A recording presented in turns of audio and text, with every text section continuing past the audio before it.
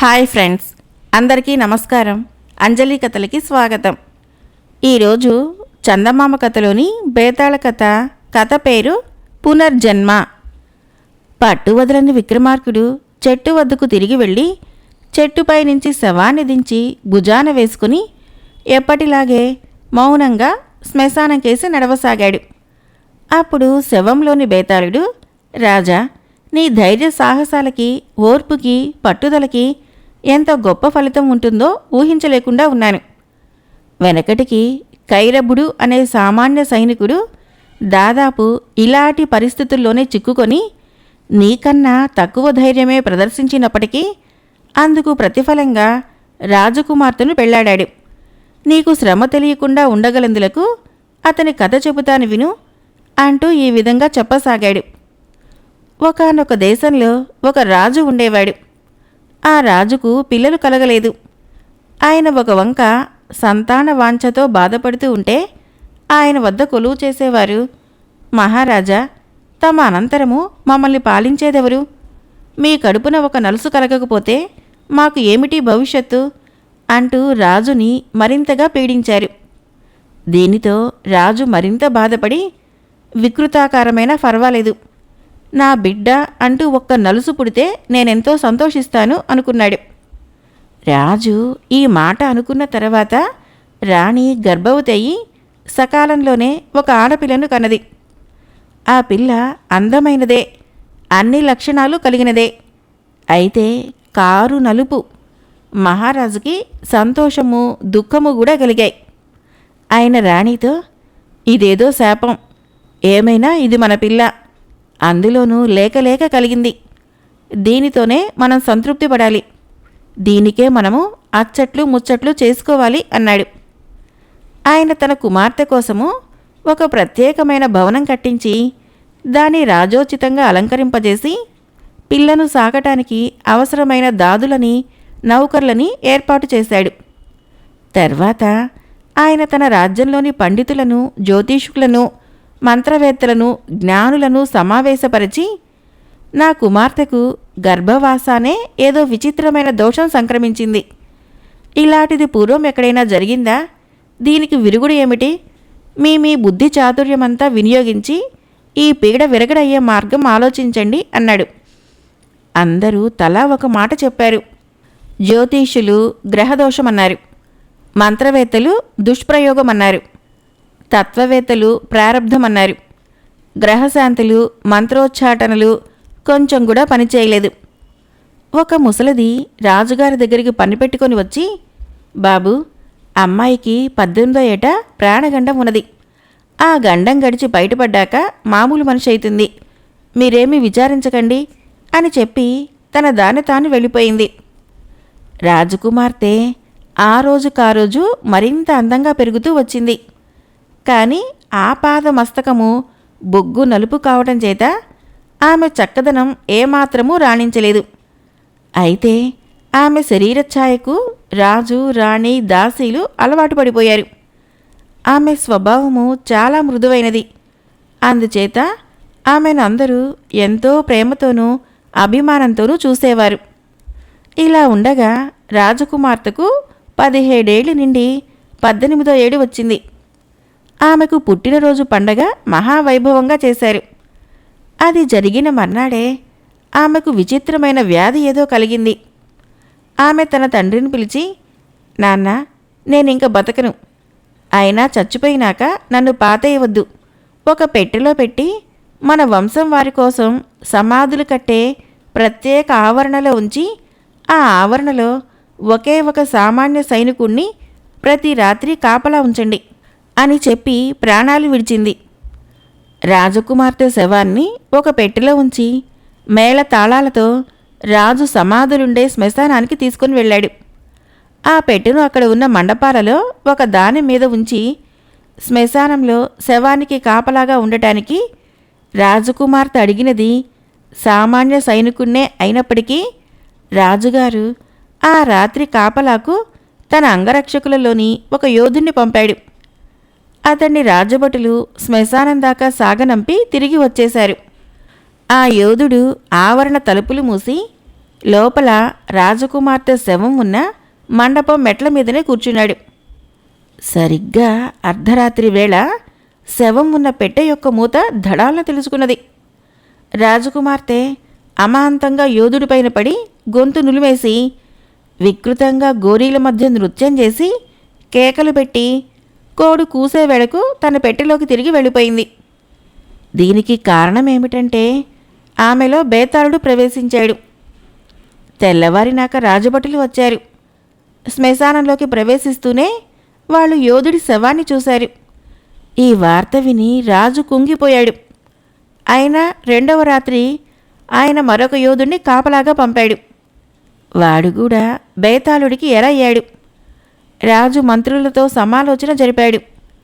పుట్టిన నాటి నుంచి రాజకుమార్తెను ఏదో ఆవహించి ఉన్నది. అది ఏ బ్రహ్మరాక్షసు గాని అయి ఉంటుంది. చనిపోయినాక ఆమెను దహనం చేయటమో పూడ్చిపెట్టడమో చేసినట్లయితే ఈ ప్రమాదం కలిగి ఉండేది కాదు.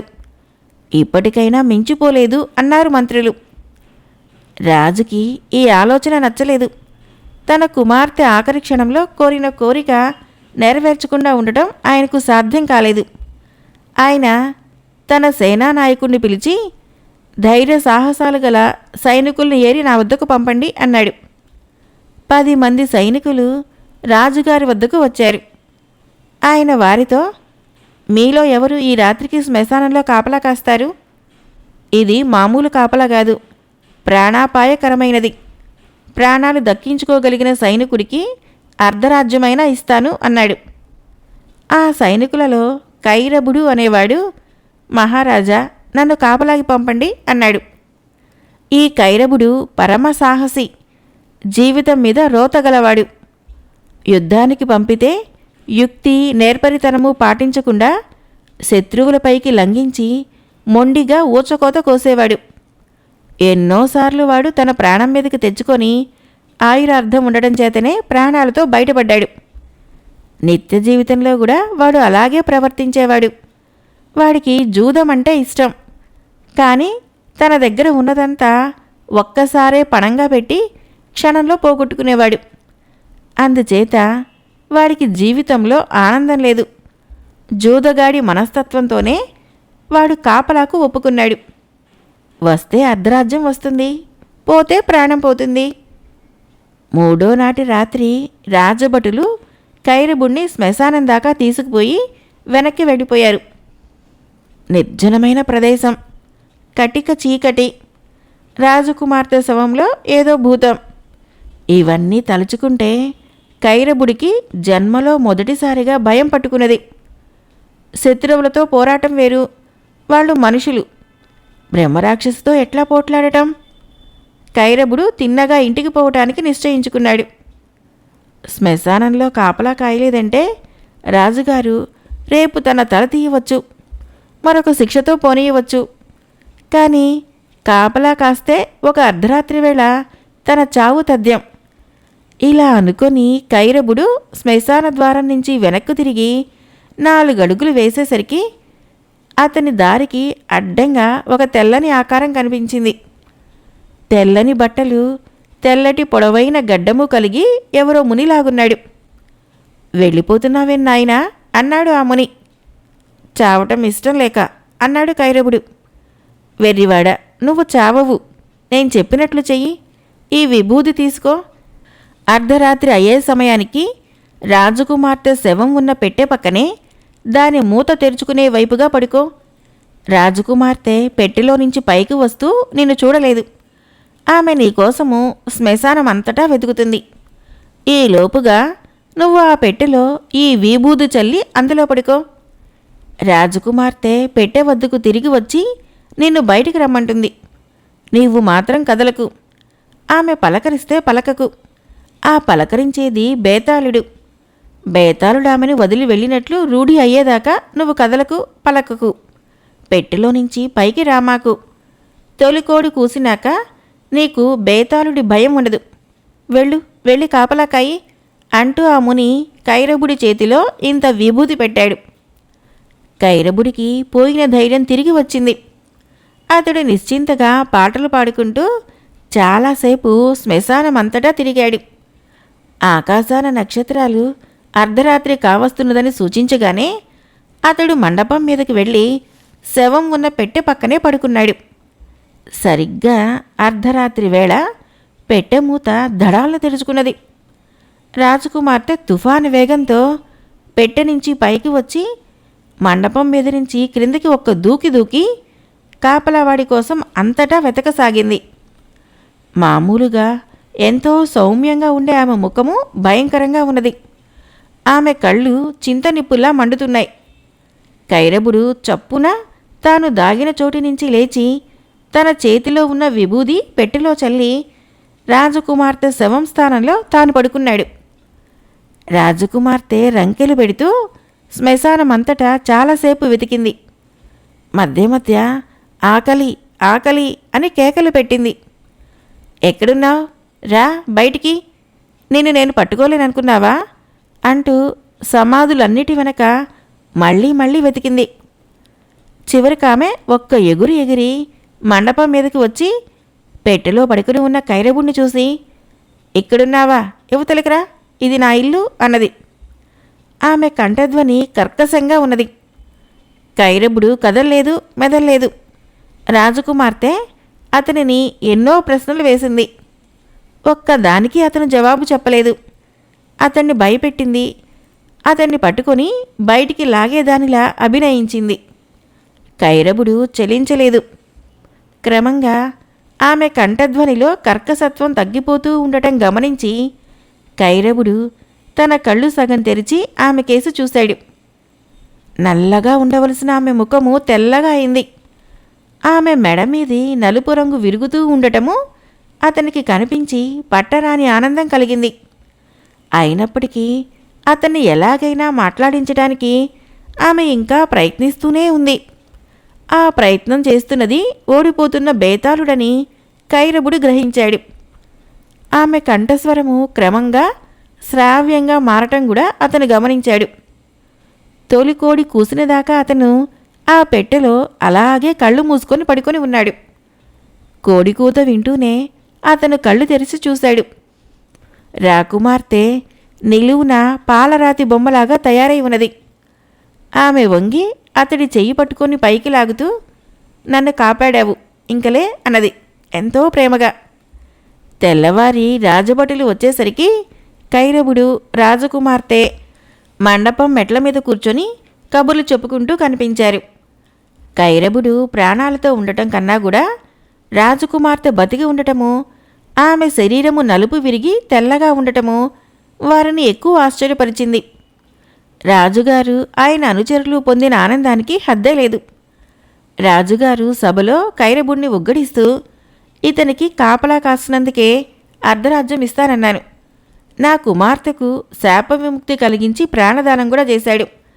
అందుచేత ఇతన్ని ఎలా బహూకరించాలని మీరు సలహా ఇస్తారు అని అడిగాడు. సాధారణ సైనికుడు అర్ధరాజ్యం తీసుకొని ఏలుకోవటానికి కూడా అర్హుడు కాడు. అతని శక్తికి తగినట్లుగా బహూకరించండి చాలు అని మంత్రులు మొదలైన వారు సలహా ఇచ్చారు. చాటును ఉండి ఈ చర్చ వింటున్న రాజకుమార్తె సభలోకి వచ్చి, మీరు చాలా పొరపడుతున్నారు. నన్ను బేతాళుడి నుంచి కాపాడిన అతని శక్తి మీకన్నా నాకు బాగా తెలుసు. నేను అతన్ని పెళ్లాడబోతున్నాను. నన్ను అతడికిచ్చి పెళ్లి చేసి రాజ్యమంతా అతనికే ఇవ్వండి. అదే అతనికి సరి అయిన బహుమానము అన్నది. రాజకుమార్తె అలా నిండు సభలో అన్నాక ఆమెకు ఎదురాడే శక్తి ఎవరికీ లేకపోయింది. తన కుమార్తె కోసం ఏమి చెయ్యటానికైనా సిద్ధంగా ఉన్న రాజు కైరబుడికి తన కుమార్తెనిచ్చి పెళ్లి చేసి రాజ్యాభిషేకం కూడా చేశాడు. బేతాళుడు ఈ కథ చెప్పి, రాజా, రాజకుమార్తె తన స్థాయిని మరిచిపోయి ఒక సామాన్య సైనికుణ్ణి ఎలా ప్రేమించింది? తనను బేతాళుడి నుంచి కాపాడాడన్న కృతజ్ఞత వలన, లేక అతని ధైర్యానికి మెచ్చుకునా? ఈ నా సందేహానికి జవాబు తెలుసు కూడా చెప్పలేకపోయావో నీ తల పగిలిపోతుంది అన్నాడు. దానికి విక్రమార్కుడు, రాకుమార్తెకు కైరబుడి ధైర్యం చూసి ఆనందం కలిగి ఉండవచ్చు, తనను కాపాడాడనే కృతజ్ఞత కూడా ఉండవచ్చు. కానీ ఆమె అతన్ని ప్రేమించటానికి వేరే కారణం ఉన్నది. రాజకుమార్తెగానే ఉన్నట్లయితే ఆమెకు కైరబుణ్ణి ప్రేమించాలన్న ఆలోచన కలిగి ఉండేది కాదేమో. కాని ఆమె రాజకుమార్తెగా చనిపోయి తిరిగి పునర్జన్మ ఎత్తింది. ఈ కొత్త జన్మలో ఆమెకు ఆత్ముడు కైరవుడు. జన్మతో ఏర్పడే సంబంధాలని ఎవరూ విమర్శించరు. తల్లిదండ్రులని పిల్లలు, పిల్లల్ని తల్లిదండ్రులు మనస్ఫూర్తిగా ఆమోదిస్తారు. ఇందుకు రాజే తార్కాణం. లేక లేక కలిగిన కుమార్తె కారు నలుపైన ఆయన ఆమోదించి ఆమె కోసం ఎంతో ప్రయాసపడ్డాడు. అలాగే రాజకుమార్తె కూడా పునర్జన్మ ద్వారా లభించిన కైరవుణ్ణి ఆమోదించింది. ఆమె యుక్త వయస్కురాలై ఉండటాన ఆమెకు అతనిపై కలిగిన మమకారము ప్రేమగా రూపొందింది అన్నాడు. రాజుకు ఈ విధంగా మౌనభంగం కలగగానే బేతాళుడు శవంతో సహా మాయమై మళ్లీ చెట్టెక్కాడు. మరొక కథ. ఈ గుండు భీమన్న కథ పేరు ముక్కుసూటిగా. జమీందారు గారి గ్రామానికి 10 మైళ్ళ దూరంలో శ్రీపురము అనే గ్రామంలో దేవీ నవరాత్రులు జరిగేటప్పుడు అమ్మవారికి దేవాలయంలో జమీందారు గారి తరపున కూడా అర్చన జరగటం రివాజు. అర్చన చేయించటానికి జమీందారు గారు స్వయంగా వెళ్ళకపోయినా ఎవరినో ఒకరిని పంపుతుండేవారు. ఆ పని ఈసారి భీమన్న పైన పడింది. భీమన్న, ఇవాళ నువ్వు బండిలో శ్రీపురానికి వెళ్ళి మన పేర అమ్మవారికి అర్చన చేయించి సాయంకాలానికల్లా తిరిగి రావాలి అని జమీందారు గారు అల్లుడితో చెప్పాడు. బండిలో పళ్ళు, టెంకాయలు, ఇతర పూజా ద్రవ్యాలు పెట్టారు. భీమన్న ఎక్కి కూర్చున్నాడు. బండి కదిలింది. కొంత దూరం వెళ్ళినాక బండివాడు బండిని నిలిపి, బాబు ఒక్క క్షణం ఉండండి, ఇప్పుడే మా ఇంటికి వెళ్ళి నేను కూడా ఒక టెంకాయ తెచ్చి అమ్మవారికి కొడతాను అని కొంత దూరంలో ఉన్న తన ఇంటికేసి పరిగెత్తాడు. భీమన్న ఎన్నడూ బండి తోలలేదు. బండివాడు వెంటనే వస్తానన్నాడు కదా అనుకొని బండిని నింపాదిగా నడిపిద్దామనుకొని భీమన్న పగ్గాలు ఒక చేత పట్టుకొని రెండో చేత్తో చరణాకోల పుచ్చుకొని ఎడ్లను ఆదిలించాడు. ఎద్దులు వేగంగా కదిలాయి. మెల్లిగా మెల్లిగా అని భీమన్న అంటున్నా అవి వినిపించుకోలేదు. భీమన్నకి కోపం వచ్చి చరణాకోలతో ఎద్దుల్ని గట్టిగా వేశాడు. అవి మరింత వేగంగా పరిగెత్తాయి. వాటి పరుగు హెచ్చిన కొద్దీ భీమన్న కోపం కూడా హెచ్చింది. అతను అరిచాడు. ఎడ్లని చావగొట్టాడు. దారి తెన్ను చూడకుండా అవి గుర్రాలతో సమంగా దౌడు తీశాయి. శ్రీపురం దారి ఏటో బండి ఎటికేసిపోతున్నదో కూడా భీమన్నకు తెలియరాలేదు. అంతలో భీమన్నకు పగ్గాలు బిగలాగాలని తట్టింది. బండిని ఆపదలిచినప్పుడు బండివాడు పగ్గాలు లాగి హోహో అంటాడని భీమన్నకు గుర్తు. అదే ప్రకారము భీమన్న కూడా పగ్గం గట్టిగా బిగలాగి హోహో అన్నాడు. దురదృష్టవశాత్తు భీమన్న ఒకే పగ్గం లాగడం చేత ఎద్దులు పక్కకు తిరిగి దారి పక్కనే ఉన్న కాలువలోకి తిన్నగా దిగి ఆగిపోయాయి. అంత దూరాన కాలువలో బట్టలు ఉతుకుతున్న చాకలి ఒకడు ఇదంతా చూసి పరిగెత్తుకుంటా వచ్చి, ఏం బాబు, బండిని కాలువలోకి తోలేశారేమిటి అని భీమన్నను అడిగాడు. కావాలనే తోలాను, కళ్ళు కనిపించడం లేదా, ఎడ్లకు దప్పికయింది, నీళ్లు తాగుతున్నాయి చూడు అన్నాడు భీమన్న. భీమన్న మాట పూర్తి కాకుండానే ఎద్దులు నీళ్లు తాగటం మానేశాయి. బండిని కాలువలో నుంచి బాట మీదకి ఎక్కించడం భీమన్నకు సాధ్యం కాలేదు.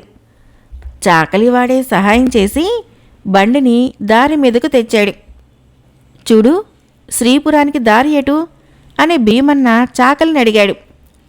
శ్రీపురానికి వెళ్లే పనైతే ఇటు రానేకూడదు. ఈ దారి తిన్నగా వెనక్కిపోతే కొంత దూరం వెళ్ళినాక అడ్డంగా రహదారి తగులుతుంది. కుడివైపుకు తిరిగి ముక్కు సూటిగా పోతే శ్రీపురం వస్తుంది అన్నాడు చాకలి. భీమన్నకు సందేహం వచ్చింది. ముక్కు సూటిగా అంటే ఎవరి ముక్కుకు సూటిగా? నా ముక్కుగా, ఎద్దుల ముక్కుగా అని అతను చాకలిని అడిగాడు. భీమన్న వ్యవహారము చాకలికి అర్థమైంది. నువ్వైతే అటు ఇటు తిరుగుతావు, ఎద్దులైతే ఎటూ తిరగకుండా ముక్కుకు సూటిగా పోతాయి అన్నాడు వాడు భీమన్నతో. ఆ మాటతో భీమన్నకు తృప్తి కలిగింది. అతను బండిలో చేరగిలబడి కూర్చొని ఎద్దులతో ముక్కుసూటిగా వెళ్ళండి అని చెప్పాడు. ఆ తర్వాత కొద్దిసేపటికే బండి ఊపుకు భీమన్నకు సుఖంగా నిద్రపట్టింది. ఎద్దులకు తోలేవాడి ఆజమాయిషి లేకపోయేసరికి అవి నిశ్చింతగా ఇంటి దారి పట్టాయి. ఆ సాయంకాలము భీమన్న భార్య మహాలక్ష్మి ఊరి దేవాలయానికి వెళుతూ తన భర్త వెళ్ళిన బండి ఎదురు వస్తూ ఉండటం గమనించింది. మొదట ఆమె తన భర్త పని పూర్తి చేసుకుని శ్రీపురం నుంచి తిరిగి వస్తున్నాడనుకున్నది. కానీ తీరా బండి సమీపానికి వచ్చాక బండి వెంట తోలేవాడు లేకపోవటము, బండిలో తన భర్త నిద్రపోతూ ఉండటము, పళ్ళు, కొబ్బరికాయలు, పూజా ద్రవ్యాలు బండిలోనే ఉండటము ఆమెకు కనిపించింది. ఆమె ఎద్దులను ఆపి భర్తను తట్టిలేపి, మీరు శ్రీపురం వెళ్ళలేదా అని అడిగింది. భీమన్న నిద్రలేస్తూనే శ్రీపురం వచ్చిందా అన్నాడు. తర్వాత భార్యను చూసి ఆశ్చర్యపోయి ఆమెతో జరిగిందంతా చెప్పాడు. అంతా విని మహాలక్ష్మి భీమన్నతో, అయిందేదో అయింది, ఇవాళకు మన ఊరి ఆలయంలోనే అర్చన జరిపించుదాం, రేపు శ్రీపురానికి నేను కూడా వస్తాను అని చెప్పింది.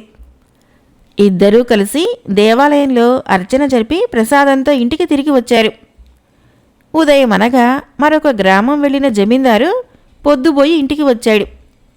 మహాలక్ష్మి తన తండ్రికి ప్రసాదం ఇస్తూ, పొద్దున మన బండివాడు మధ్యదారిలో బండిని ఆపి ఏటో వెళ్ళి ఎంతకీ రాకపోతే మీ అల్లుడుగారు తానే బండి తోలుకొని శ్రీపురం వెళ్ళి అర్చన చేయించి వచ్చారట. అక్కడ ఎంతో వైభవంగా ఉందట. రేపు నన్ను కూడా తన వెంట రమ్మంటున్నారు అని చెప్పింది. అంతలోనే బండివాడు కూడా వచ్చి చేతులు కట్టుకొని నిలబడ్డాడు. వాడు మాట్లాడక మునిపే మహాలక్ష్మి వాడి మీద విరుచుకుపడి, అయ్యగారిని వదిలేసి మధ్యదారిలో అంతసేపు ఎక్కడికి వెళ్ళావురా పశువా, చూసి చూసి ఆయన వేళ మించిపోయిందని స్వయంగా బండి తోడుకెళ్లారు తెలుసా, ఇలాగైనా నువ్వు పనిచేసేది అని వాడిని గదమాయించింది. నేను అప్పుడే తిరిగొచ్చానమ్మగారు, బండి జాడే లేదు. అప్పుడు కాలినడకన శ్రీపురం వెళ్ళా, అక్కడ బండిని గాని అయ్యగారిని గాని చూడనే లేదే అన్నాడు బండివాడు. నువ్వు అప్పుడే తిరిగొచ్చి ఉంటే బండి ఎందుకు మాయమైతుంది? నువ్వు కాళ్ళు ఈడ్చుకుంటూ శ్రీపురం చేరేసరికి అయ్యగారు అర్చన ముగించి తిరుగుదారి పట్టి ఉంటారు అన్నది మహాలక్ష్మి. దారంతా చూశానమ్మగారు అని బండివాడంటుంటే మహాలక్ష్మి వాణ్ణి మాట్లాడనివ్వక, ఏడవలేకపోయావు, ఇవాళ అయిందేదో అయింది, రేపు మేమిద్దరము మళ్ళీ శ్రీపురం వెళ్తున్నాం, పెందలాడే బండి సిద్ధం చేసి తీసుకురా అన్నది. తనకొక పెద్ద గండం తప్పినట్లుగా సంతోషించాడు బండివాడు. మర్నాడు భీమన్న వెంట మహాలక్ష్మి కూడా వెళ్ళి శ్రీపురంలో అర్చన జయప్రదంగా చేయించింది. ఇద్దరూ సంతోషంగా ఇంటికి తిరిగి వచ్చారు. కథ అయిపోయింది. ఫ్రెండ్స్, నా కథలు నచ్చినట్లయితే మన ఛానల్ని తప్పకుండా సబ్స్క్రైబ్ చేయండి, లైక్ చేయండి, షేర్ చేయండి, కామెంట్ చేయండి. Thank you.